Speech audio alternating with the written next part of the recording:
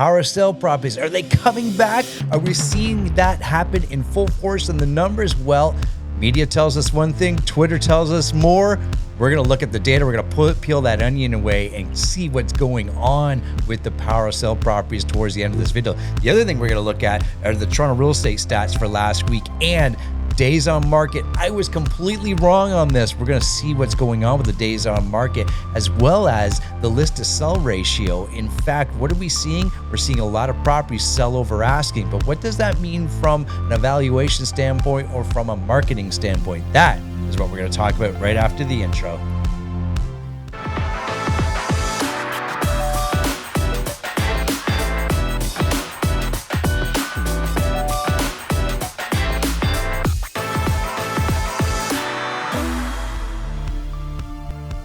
All right, my friends, lots of you have called over the last week and emailed me wanting to know what's going on in your local market, especially in Toronto here. And Toronto, as we know, is a big market, and that's what we're going to focus on today. But not all of us invest in Toronto. Like myself, I invest in Barrie, I invest in Durham. I want the smaller market. And if you need that information, reach out to me. I'm happy to get that info for you.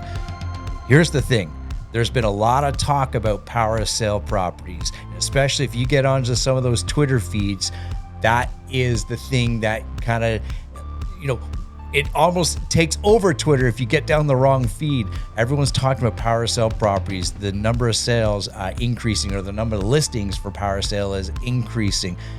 And who's pulling the power sale properties? Who's activating the power sale properties? Well, we're going to look at that data, and in fact, it might surprise you, or maybe it won't. And we're going to look at that data towards the end of this video. But first, thanks again to everyone that's been reaching out to me. I appreciate that. We got to look at the data. We got to look at the Toronto real estate numbers. I'm going to share my screen here. Let me pull up the info. And this McGowan report, as always, you can download in the show notes. I pull it off just about every week and make it available to you, our viewers. You can download this. So here we go. Share the screen. Here's the McGowan report for May 20th. And this is, again, encompassing all of the Toronto Real Estate Board. So all of those numbers, if you need some specific numbers, do reach out to me. I'm happy to assist there. Total listings, average sale price, inventory cost, total sales. Of course, that's the big one. And then the sale average price, that's the big one that we're going to look at. But what's driving the market is, of course, is inventory. We're going to look at the number of listings. Of course, we're down to where we were last year, but we can certainly see the sales are almost the same here year over year, which is interesting to where we were last year. And then our average price is like, come on now, are we almost there? Are we kind of neck and neck where we were last year? Now, of course, last year at this time last year, we kind of started to balance out. Remember, we had the hot run up of the end of 2021, and January and February 2022 were on fire. So take that, understand where we're coming from here. Okay, let's scroll down. We're going to look at some of this information here. And the first thing we're going to look at is total listings. And these are the listings by day. Of course, earlier in the week, midweek is always my favorite time to list. I would never want to list unless I absolutely had to on a Sunday, Saturday, but I want to be midweek. And you can see the number of new listings dating back to early this year, and we've been sitting around the 2,600 mark in through the winter months, and now into the spring market. We reached the 4,000, and we just hovered at 4,009 new listings. So this is all property types on the Toronto Real Estate Board, and you can see that number just dip a little bit as we enter into the last week of May. Now, friends, what did we just come out of the last week of May, or within this past week, as the long weekend? So that long weekend, there's going to be some discrepancies there. So make sure you understand where we are in the current cycle of our calendar. But we did have a long weekend, which means some people will hang on to that listing just for a little extra, maybe another week or so, and maybe list this week. So we should see a lot more listings this week and next Monday and Tuesday. That would be my guess, because history tells us that's when people want to list, right after the May long weekend. Again, they kind of hold for a little moment, and then they get back on the market right after the May long weekend. Average list price, this is where we're going to see this number come down, and this all has to do with marketing strategy, and we're going to come back to this in a minute. So you can see beginning of or end of April, beginning of May, we were sitting at about 1.3. 4, in fact, and then this last week we're at 1.3 even. Now that's only a $4,000 difference, Gare, but it does come in, and it ties in with the marketing plan of what the listing agents and what the sellers are deciding to do over the last several weeks, and maybe couple of months, at least a month and a half, pushing 2 months now. We've seen multiple offers and people wanting to have an offer date on their listing and hold that. So we're starting to see that. Total inventory cost. This is where we take up all the valuations of the property and of all the properties, I should say, and we're sitting at about 5.2 billion. That doesn't really matter one way or the other to you. Total sales, of course, does, and we're seeing a lot of people negotiated properties middle of the week, Saturday and Sunday. Where the least days, or the days where we saw the least amount of negotiations or firm properties come into play here. And you can see here, total sales, we are down. We're below the 2,000. We need to stay above that 2,000 mark at the very least. In fact, we need a lot more, and that'll tie into our new listings as well. But we're at 1965 for the May 20th week, which is not as high as it needs to be, and that's going to drive the price and some other things a little bit as well. Okay, our sales average price, where we're sitting here. Well, if you sold your home on a Saturday, congrats.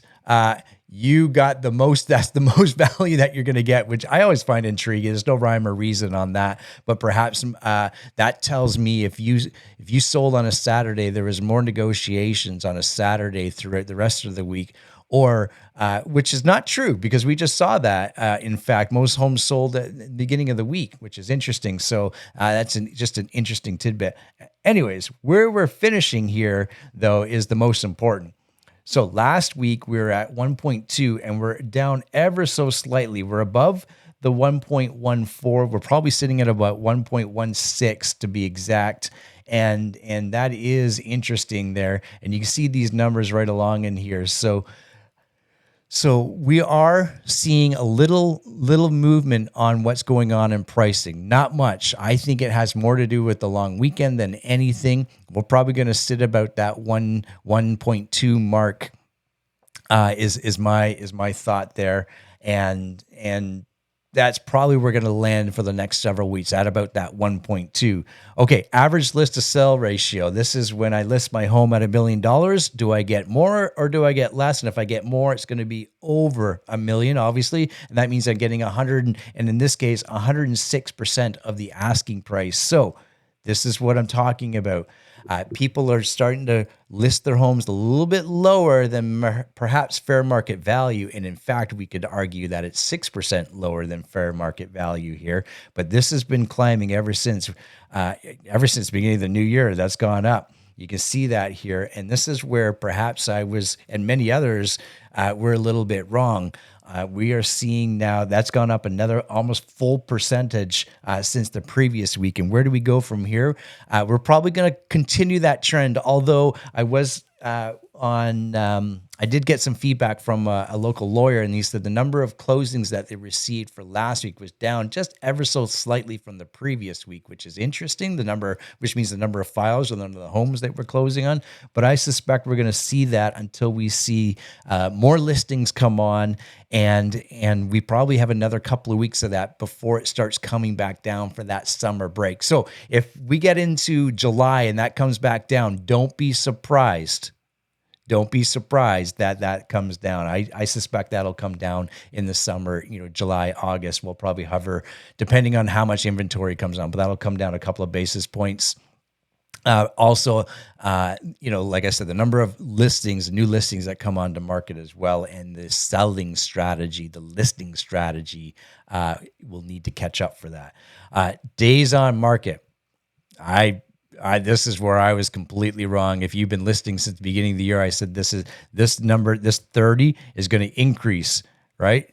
Well, no, I was wrong here. Look at this. We are down to 15 days on market, and that is solely based on the listing strategy. As I said earlier in the video, people are listing with a strategy in mind that they're going to list perhaps about 4 or 5% below fair market value. We're seeing that, right? We just saw that 6.5%, I believe it was. and they're holding an offer date, which means 15 days on market. Typically, what we're seeing when you have an offer date is typically 7 days on market before any offers are received. Offers are received perhaps on that offer date, and the deposit comes in the next day or the day after, and that means the paperwork goes in, and we have a firm closing of about 8 days or so. So we'll always, that number, even though we're seeing firm offers and offer dates, it'll always be more than our typical holding time, which is about 7 days.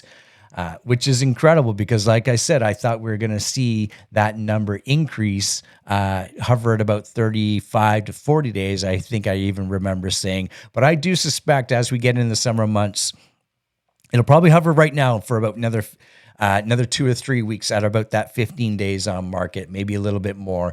But as we get into summer marks, that'll start to creep up ever so slightly. So that time will tell, obviously. Time will tell. Total sales funnel. This is the last page. That's again, all the number of homes that sold. What's the volume there? And we can see that's down. Well, that's down based on the average sale price. So there you have it, my friends. That's the Toronto real estate market report. But I did promise you we would look at power sales and kind of tell you the story of what's going on in power sales. So this is behind the scenes look at our MLS system. This is the realtor version of it. And we're going to look at power sale properties, and I'm going to share some just interesting stats. So I have a search looking for all power sale properties on the Toronto Real Estate Board in Ontario. And if I zoom out, currently we look at the results right here on the left-hand side. There's 124 results. Now, my search isn't as exact as it should be, but it does give us a pretty good picture. And as I zoom our map out, that number, in fact, will increase ever so slightly. Just give the system a moment to update. And I believe we're sitting at 146 properties. So you can see there's properties out in the Ottawa area, north into Sudbury, that get listed on the Toronto Real Estate Board. And that just might be where that mortgage holder is most mortgage holders are out of the Toronto area. Most mortgage holders want their listing on the Toronto Real Estate Board. So these listings some of them might be duplicated on some of the smaller boards, but I have the TREB information. But here's the interesting thing. I am looking right now, my filter is looking at freehold, condo, and commercial. So let's eliminate the commercial and let's just look at residential. And that number goes down to 97. And I did some homework earlier. Now, I can't go into all of these listings because there's some private information on these listings. But here's what I can tell you. Of the 97 listings, and I went through every single one of them. In fact, I can pull it up in like an Excel format, and I went through every single one of them. And do you know, only 8 of them, so roughly 8%, 8.1% or something like that, we'll call it 8%, are listed, or 8% of those properties are held, those mortgages are held, or that power sale is being initiated by a big 5 bank. What does that tell us? Well, this is interesting. So, Gary, what are you trying to say? So of the 97 listings, power sale listings right now on TREB, on Toronto Real Estate Board, only 8 of them, there you go, only 8 of them are being held by a big 5 bank. Well, what does that say, Gare? That says to me that all of those smaller lenders that perhaps lend to borrowers that perhaps shouldn't have gotten a mortgage in the past, or have a tougher time getting a mortgage. In fact, they do have a tougher time getting the mortgage at a big 5 bank. Those are all the lenders that are starting to initiate the power sale properties. So I'm not talking like an Equitable. I'm not talking about some of those bigger banks, not the 5 big banks, but like the second tier banks. I'm talking about some of the private lenders. I'm talking about some of the small cap lenders that will lend on properties. Those are the ones that right now are initiating power sale. So that tells me that Our banking system still isn't in good shape yet. Some people, of course, some people are getting in over their heads with variable rate mortgages, and I get that. But let's understand and let's peel the onion away. It's not the big banks that are pulling and initiating power sale. It's all those smaller lenders. Now that's always the first domino to go, right? It's the private lenders, it's the smaller lenders. It's always the first domino to go because those are the lenders that lent maybe high ratio mortgages or high interest rate mortgages. So let's understand what that is. So now that we do, we can take a big deep breath and we'll follow this over the next several months and see if that number increases week over week. But right, it's always been sitting in the last several weeks at about 90 to 100 properties. And if we look at the grand scheme of things, we're still, very, very, the number is still very, very small. I can pull some stats from Stats Canada to see how many properties are power sale in Ontario, but it's very minuscule compared to like our big brother down in the States and so forth. However, Toronto Real Estate, those are the numbers you care about. And in fact, you don't even care about the Toronto real estate numbers because where you live, that's where you care. And if you want some detailed information, please reach out to me. I can get you some detailed information on your little local market. And I call it little because it needs to be little. I don't sell a house in Stouffville. In fact, I sell, specific home that's where I live in Stouffville. I sell a specific home. I want to compare my home to other similar homes just like that. And if you're looking to buy, sell, or invest in real estate, reach out to me anywhere in Canada. As you know, I got contacts. I have great contacts right across Canada and would love to get you connected with the right realtor that is going to best suit your needs. My friends, that's how you get a hold of me right down there. There it is over there somewhere. And we'll see everybody on the next video. Bye for now.